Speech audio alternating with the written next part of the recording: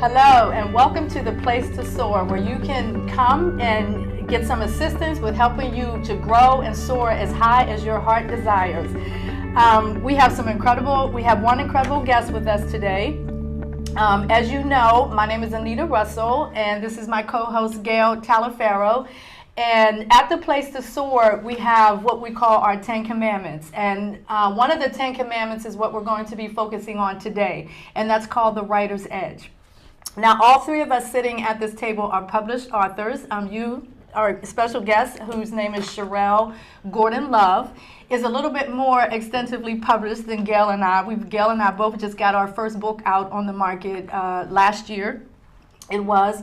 But we're very excited to have Sharel here with us to be able to talk a little bit about what it is she does as an author. And one of the things that we sort of emphasize with the Place to SOAR and the Writer's Edge is the fact that the written word is so incredible. When you think about the Bible, when you think about that being a book that has survived over decades and generations and eons and all of that. So there's something really, really powerful when it comes to the written word. So I'm going to read Sharel's bio here, and then we're going to kind of tell you a little bit about how we met her and kind of jump into a very nice conversation about her background and all that.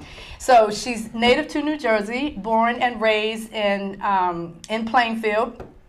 She started writing at the age of 6, which I think is amazing, and started winning awards and everything for her, getting recognition for her essays and short articles. Her very first nonfiction work, called Is There Hope for the Black Male, was published by the Black Child magazine in 1994. Now that's a very, very nice accomplishment. Sharel is certified in microcomputer technology and business administration, graduating from Berkeley College of Business in 1993 and continuing administrative services. Sharel's short story, I'll Always Be Just a Thought Away, I love the title of that, can be found in an anthology entitled The Heart of Our Community. Her first novel, When He Calls, was released in 2002, followed by The Putting Away in 2011. And she was nominated for Breakout Author of the Year by the African American Literary Awards Show for her title, The Putting Away. Excellent, excellent. Currently, Sharel is writing 3 releases for 2015, an ebook series entitled Save to Serve, and she's writing a full-length novel entitled The Dry Place, and a nonfiction work entitled Limitless Through My Limitedness, a personal testimony of the challenges that she has faced over the last 7 years of her health. So that was a mouthful. So I'm going to let Gail tell you a little bit about how we met this fantastic woman. We haven't not even known her for very long, but we're very excited to have you on our show and be able to share your story. Thank you. It is so awesome to have you on the show today. And when we first met, was that about 6 weeks ago at the authors meet and greet in Somerset, New Jersey. You know, it was like 10 authors together, publicizing the book, marketing the book, and telling a little bit of this story. And we also got to meet Sharel's mother. Yes. You know, I thought she was very cute, and I loved how she supported you. Absolutely. Yes, always. And so we made connection at that authors meet and greet, which I thought was awesome. I picked up some books. I still got to pick up some more books. Absolutely. Met my favorite author. You know, I was just very excited and on cloud 9. But it's just so awesome that you were able to come here today.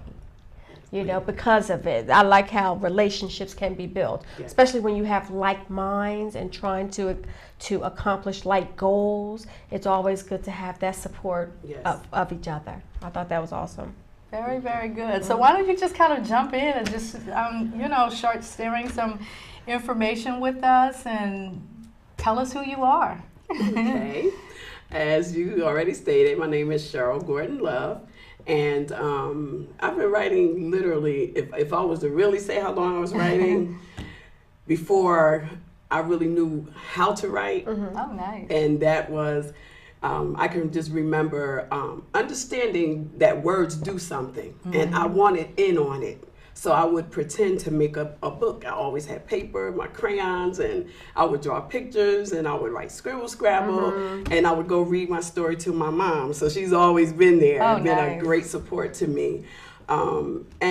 Just the word and understanding as I grew older that words are vehicles of faith.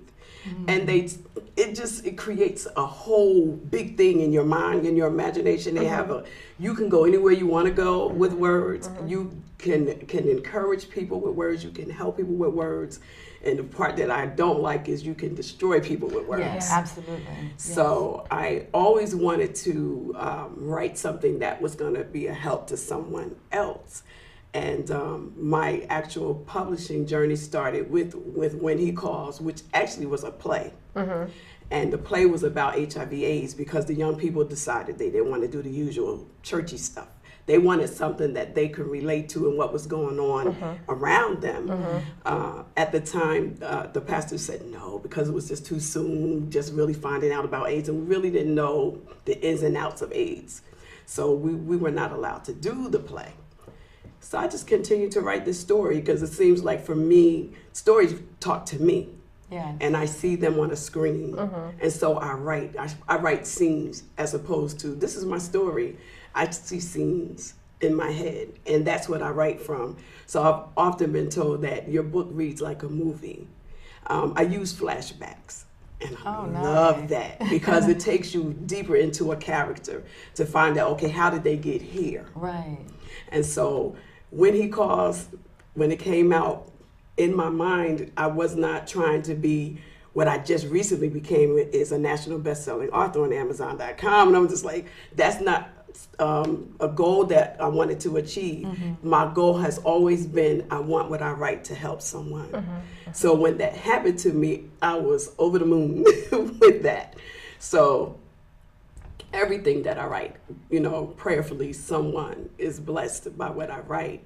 And then the putting away, it actually became a series called Seasons of Life. Had no intention. Really, I was going to quit writing after When He Calls because I lost my father in 2004, and I was done. I was, I'm not going to do it. I'm finished. So I started reviewing for other authors, and I still do.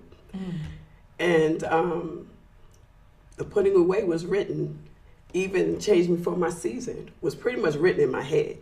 But I didn't want to go through the marketing, promo. I just did not want to do that. And one Sunday, I'm standing at the altar, and the pastor said to me, write that book. So I said, I already wrote it. But it was sitting on the shelf.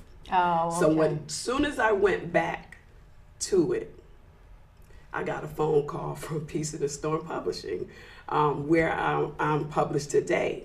Okay. The young lady, Elisa Gabrielle, is awesome. I've never met anyone from a publishing house that worked with you like she works with her authors. Just recently, I became a motivational speaker under Gabrielle Entertainment. So Elisa Gabrielle Entertainment. So I am just the things that happen just because I believe that my heart is pure for what I want to do and what I write. And so as I do that, God has began to open doors for me. Even as recently as last year, I said I was done. I watched my sons moving forward in ministry, and I said, okay, it's my turn to sit on the sideline and encourage and watch, not that I haven't always. And the title of my first actual nonfiction book, Limitless Through My Limitedness. I'm standing at the altar in prayer because that was one thing I just kept telling the Lord for a year because my health kept flip-flopping. Okay. Up and down, up and down. So I said, okay, that's it for me. I'm just going to stick with this. I'm going to write and call it a day. And I'm standing at the altar, and I'm telling you, I heard the voice of the Lord say to me, you're limitless through your limitedness. And he gave me to understand that no matter what I'm going through, however limited I am because of my disabilities, I'm limitless because this is what he's given me to do. Yes. And so from that day going forward, doors just started opening in different areas and opportunities and things that I never dreamed of before. I just thought I was just going to do this, and I'm looking for a movie next now. I like the sound of that. I know I do too. I'm Very like, good. So, having heard of all of that, I think you would agree when we talk about the writer's edge, that writing does give you a certain kind of edge, because I always say that for me, writing takes me to the edge of who I am. And when I get to the edge of who I am, that's when I can really receive what God has for me. Yes. And I have not been writing since I was 6 years old the way that you. My writing actually came much later. I've always written like little things, but I never really thought about myself in terms of being an author or anything like that. And so now God has opened up a whole other set of gifts, if you will.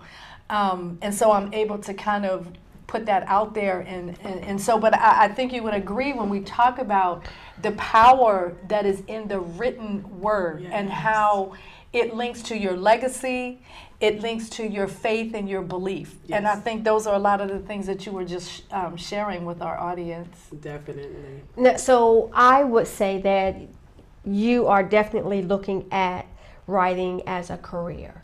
Yes. Actually, I do it full time now. Okay. I've been out of the workforce since 2008. Awesome. Although it wasn't the way I wanted to come out, but I'm blessed to, in my spare time, to write. Also to edit. I do editing here and there. So it's just really been in spite of, in other words, in spite of, because I was looking at what I couldn't do for so long. I can't do this, I can't do that. And I used to play football with my sons, and one of them told me, you're on the DL list indefinitely, just stay there, you don't play no more. Broke my finger the last time I played, so it's like, you can't play, you can't run, you can't do this. I was like, and it felt like everything was what you can't do, what you can't do, what you can't do. So the Lord changed that for me this year. He switched it around, and this is what you can do, because I said so. This is what you will do, because I said so. And I realized that walking in obedience to what he's given me to do, and there's things that I knew, and I kept saying, well, how am I going to do that when I can't do this and I can't do that?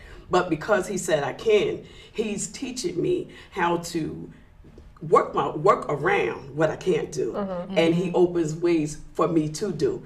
So I can't even say I can't anymore.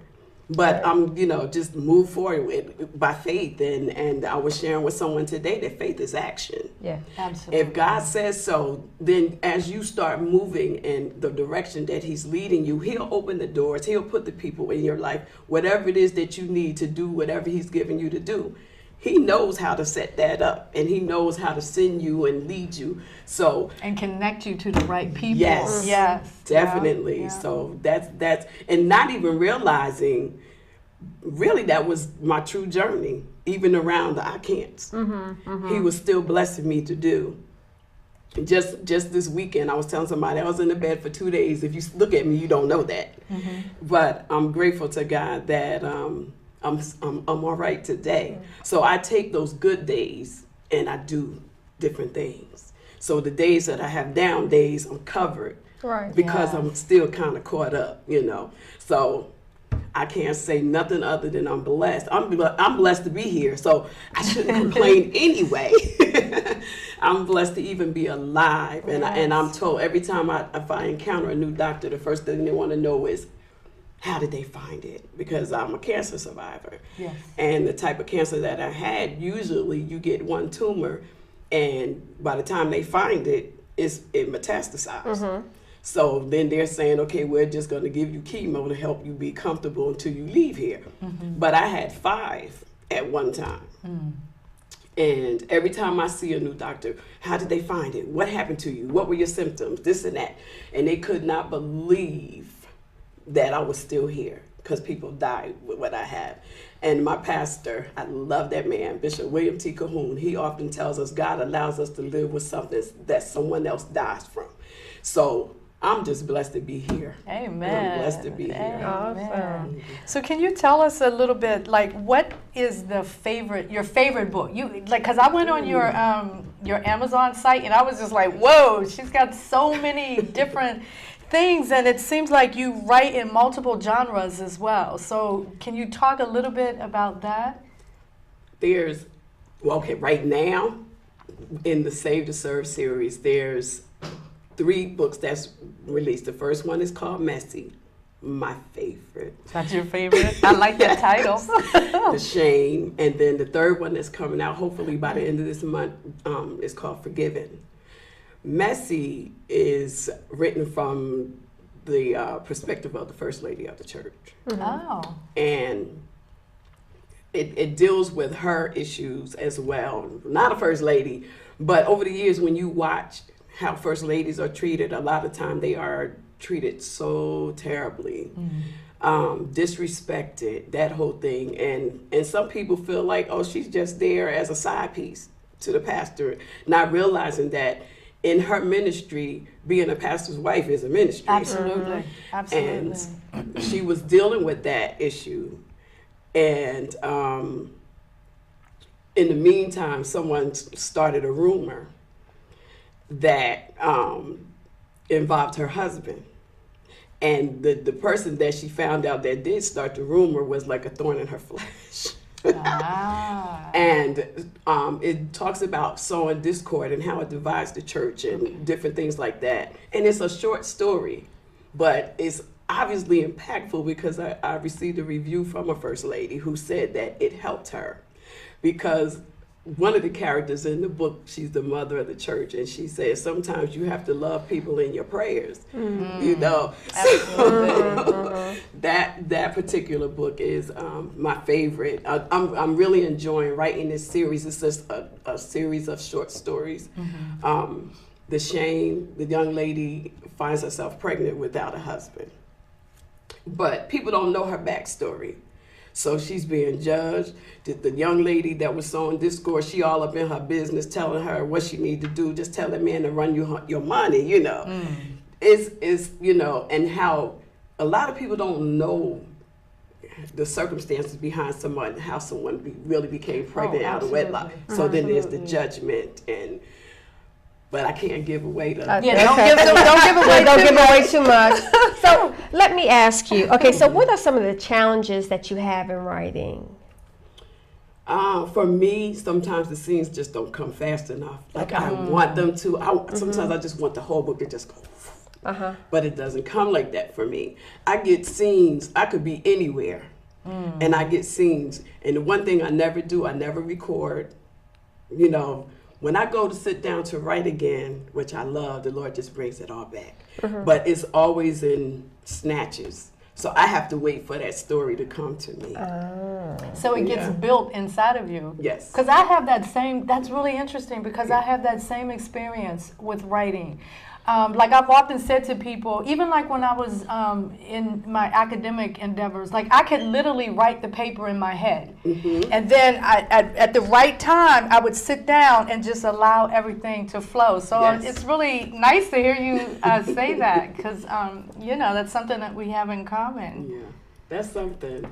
And I always wanted to just like, and if I try to sit and force it, yeah, exactly. Doesn't work at all. So. It's an awesome feeling to be a vessel used that way, you know, where you're waiting on God to give you the story. Even the story that I'm writing now, Forgiven is a story where the young lady doesn't know how to forgive herself. And we often talk about God forgives, and He does, but sometimes we find it hard to forgive ourselves. Absolutely. So that's a story that's not complete yet, but it's coming. Good. So can you describe a little bit more about some of the other things? Because it says in here that you also have a radio show? I did. You do or you did? I did. Oh, okay. Sorry. Oh, God bless you. Excuse me. That radio show was a gift and for a season. Okay. I used to volunteer my time at the YWCA, in Plainfield, and the CEO there, he owns WKMB. Okay. And I would call it like a project. And we did, it was like 7 of us, and we each had our own radio broadcast. And my broadcast was Inspired Moments with Sharel. And I would interview authors or singers or anybody that has like a nonprofit. And every week, it was a weekly show. And whatever was going on for that month, I would highlight the awareness for that month, whether breast cancer or awareness or prostate cancer, whatever it is, whatever's going on, sometimes arthritis, different things. So at the end of my broadcast, I would give information about that in a website for people to go on to get information. It was, like I said, for a season, but it was fun. So even now on WKMB, you'll hear my voice doing a commercial for my church, New Reed Temple Church of God in Christ. And just recently, we needed a commercial, so I went. I love doing that. Just, the radio is fun. It is really fun. is. Yeah. Yeah, so if they need me for a voice, they can call me. That is so interesting. Now, what is your writing style? Or do you have a combination? Because I'm thinking it's a combination between like the descriptive and narrative. Yeah, it's a combination. It's definitely a combination. I love first person. Okay. I do. I love first person, but I have a ebook that's there. Compromise is not an option. I wrote that in third person, so I just wanted to try it out to see how it would feel, and it came out pretty good. Oh yeah, it came out pretty good. Well, can I ask you another question? Now, how did you feel when you first published that first book? Wow, that's indescribable. At first, I couldn't believe I was going to be published because I received the email from the publisher that published that book, and I'm like, okay, he read my stuff. So then I got to meet with him, and we're going over the book, and he's talking about who is your target market, and I'm like, whoever, Yeah, exactly. I didn't Whoever know. picks it up. Right. But to actually get the book, and what I did was I had him to ship the books to my job, and I'm pulling out and I'm holding it. Yeah. It was just such an awesome feeling to that first copy. Yes. That first copy Out that the comes box. off the print, I know the Yeah. feeling. It was just, something incredible, an accomplishment. Yes. Knowing that you were able to do this, even though, like with me, I was held back for a long time. This first story just sat there. It sat there, and I'm like, okay, when I get to it, I get to it. And then something said, complete it. Complete the process, finish it. And I had this feeling of euphoria, when I first got it. And I'm like, okay, it's real now because there's a hardcover. Yes. It's real. Hold it in your hands. Yeah, exactly. And I always feel like it's nothing like holding a real book. Ebooks are really nice for on the go when you got to sit in the doctor's office or something like that. But to just relax and have a book, I get so engrossed. Yeah.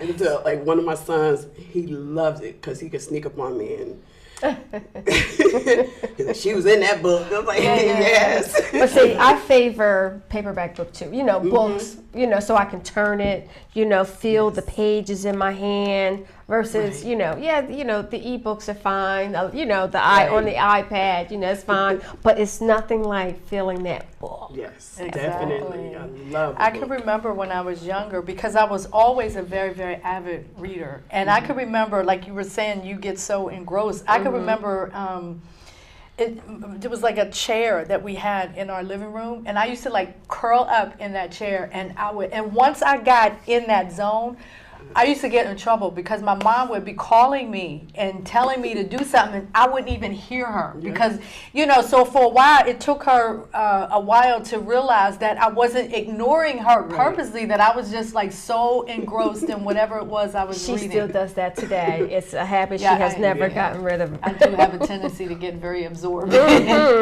things. So I have a question. Now, would you recommend people to take classes to learn how to write if they have that desire but don't know how to? Most definitely, because I feel like with any talent or gift, even though some things come natural to you. You can have a desire to do something, or even as a writer, I still go and get tips, grammar tips and things like that, because you still need it. And then you'll see, for me, with each book, I saw growth, you know, and how I told the story and how the story was written and the words that I used. So yes, definitely, I think you should hone your craft, even if it is a gift that you have. I think that you should be on top of your game, know what's going on, even to the point, especially if you're going to publish, know the industry as best as you can, because there's so much going on in the industry. Exactly. And you do pick and choose how you want to present yourself and how you want to, you know, maneuver and do it, but you still want to be aware of what's out there. So it's a big help to hone your craft. Yeah. Good. So we're almost out of time. So what are those last nuggets of wisdom that you would like to share with our audience? I just want to share this with the audience, and that is, regardless of what your gift is, don't be afraid to move forward in it. And I think fear is something that holds a lot of us back from doing, because especially with something that goes public. I remember in the beginning, I used to, well, I wonder what people will say, and it bothered me a lot. Now I write it and I don't worry about it anymore. And I think once you can get past that fear, you can go ahead and do whatever it is that God has given you to do. Absolutely. And, you know, you think about it, that's fundamentally what we believe here. The whole entire concept with SOAR. SOAR stands for Step Out and Redesign You.